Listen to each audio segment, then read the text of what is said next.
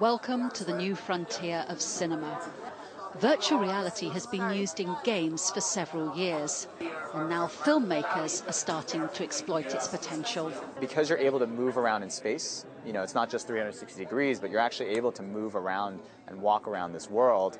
That actually gives you, as the viewer, you basically become the director, right? You become the camera, and you get to choose what side and what angle that you watch something from.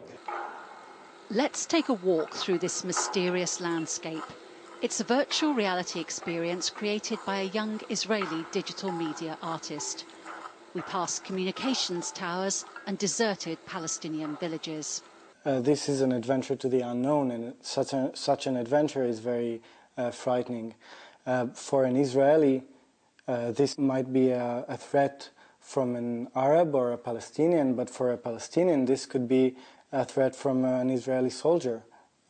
This is a very subjective experience. Cinema also wants to exploit this sense of personal experience. The technology is still at an experimental stage, but ultimately, different members of an audience may be able to view the same film in different ways. Going to the cinema has traditionally been a passive experience. You sit back and watch a film that someone else has structured for you. But now virtual reality is opening up new possibilities for movie watching to become a more interactive experience. Here's an example of that crossover, a virtual reality game called Paranormal Activity, based on the horror movie franchise of the same name. The player is taken on a journey through a haunted house. Storytelling is storytelling.